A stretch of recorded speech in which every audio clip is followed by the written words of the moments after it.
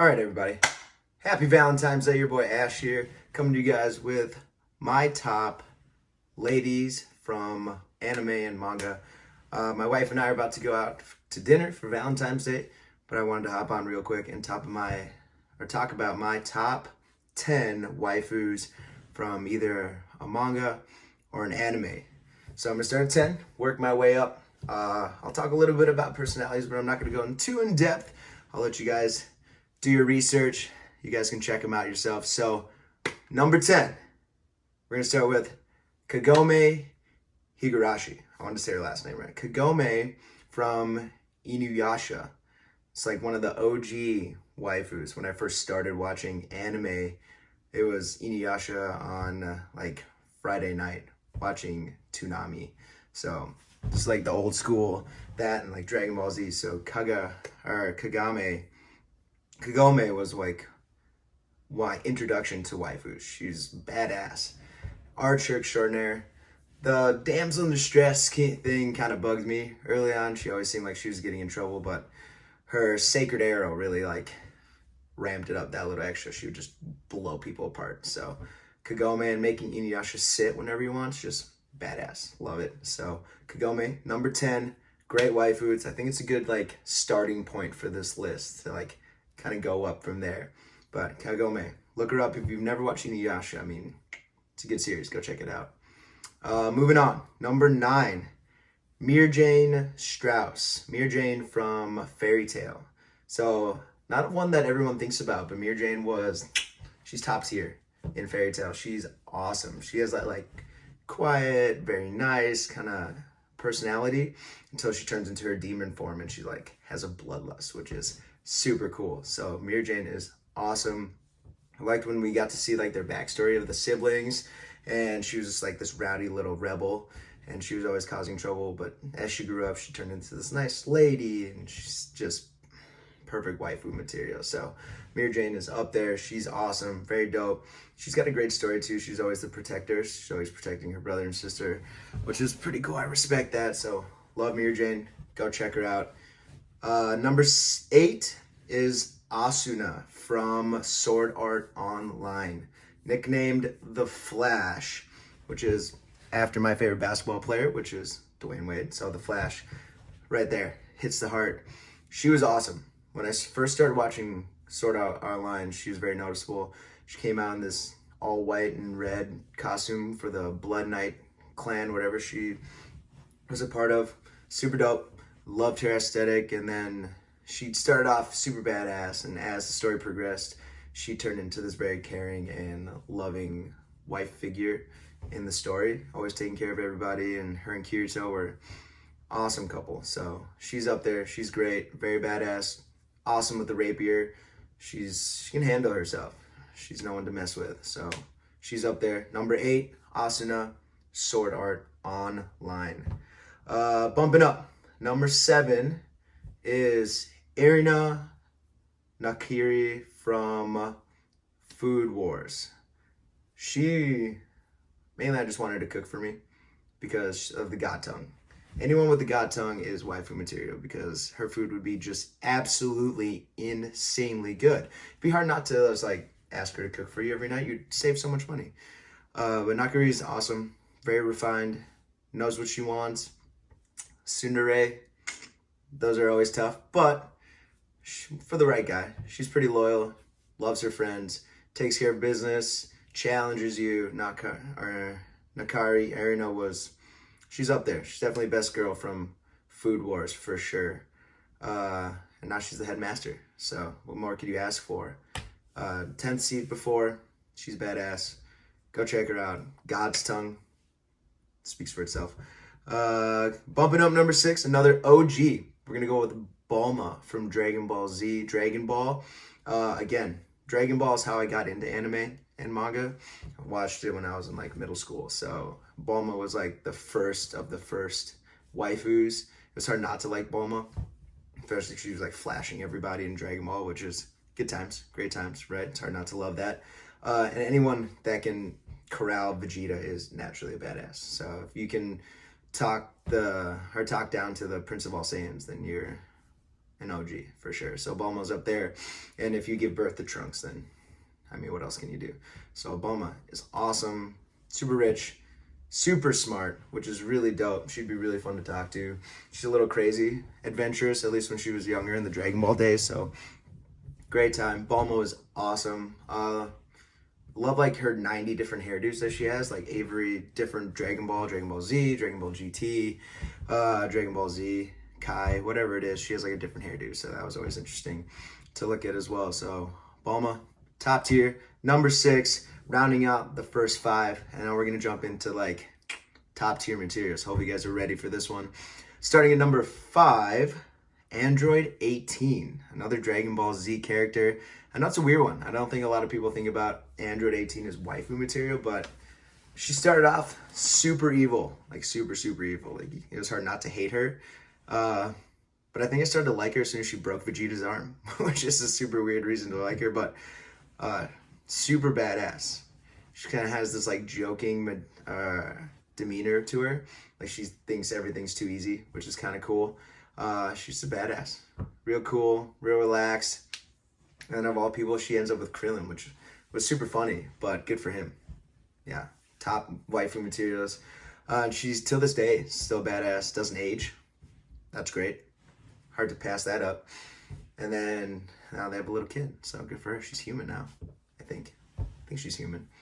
Yeah, I think Krillin wished her to be human. So she's awesome. Android 18, starting off my top 5. She's gangster extraordinaire. Bumping up. Now this is where my top 4 was hard. I bounced these around a lot, so the top 4 kind of goes up and down. I could trade places with a few of them, but hard number 4 would be Boa Hancock from One Piece. So Boa was interesting. I did not like her when we first were introduced to Boa. She like kicked a puppy or like a kitten, like the first time we saw her when she put Luffy through that trial. So that was a little weird for me. I was like, I'm a dog person, so anyone who kicks like a dog is drops to the bottom of the list. But as the story progressed, we saw her softer side, loyal to the extreme. Like once she finds her man, she's all about it. She'd do anything for Luffy, which is cool. I think eventually Luffy will end up with Boa Hancock. She's a badass. She's the pirate empress, so queen of the pirates. Pretty cool name to have. What else? She's Conqueror Haki. She's got super strength. I mean, she's a supernova, or not supernova, but warlord. So warlords are in their tier of their own. So warlord, she has strength. She can handle her own. She runs a whole island of females, which is pretty cool. So it'd be nice to go visit her and just kind of take a stroll throughout the town. So Boa Hancock, number 4, badass extraordinaire, can handle herself. Doesn't take no from anyone here. Looks down on the lesser humans. Boa Hancock is nice. All right. Number 3, I think a lot of people would have her in their top 3, is Nico Robin, also from One Piece. Archaeologist, brilliant, very suave, very sophisticated, and also has this weird obsession with weirdly cute things that aren't really cute, like Kanjuro's drawing of the dragon, which was super ugly and terrible dragon, but she thought it was super cute. She has that quirk where she like likes random weird things. But Nico is awesome. She has a super dark backstory where her family was killed in a tragic way, but she found her family in the Straw Hats, which is really cool. So she's very loyal. She loves them. And she's got a fun demeanor with all the Straw Hats, which is really cool. She's very calm, and she has that very mature scene around her, which is awesome. So Nico Robin is great.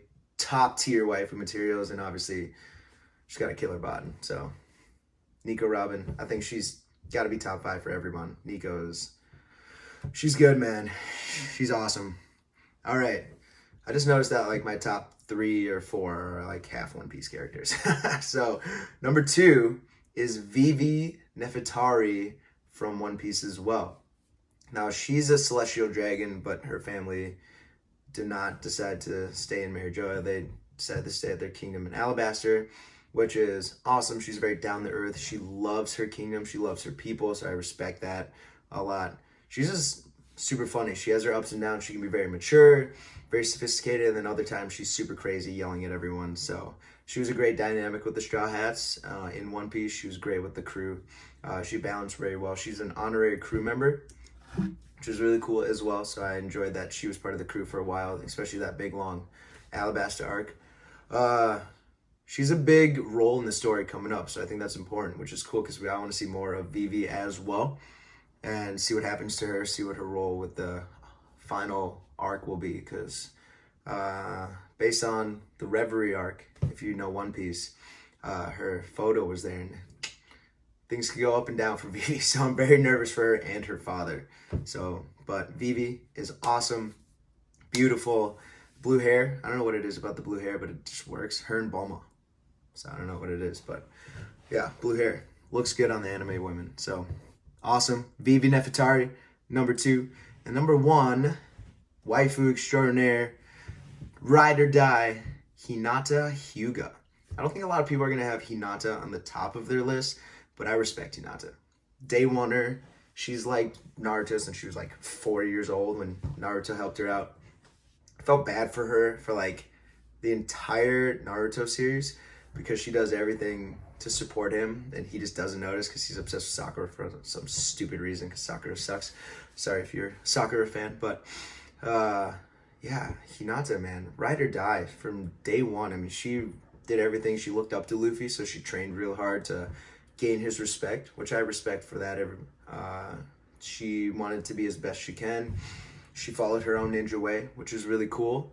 And she trained real hard. And now she's a top tier Hyuga, which is awesome.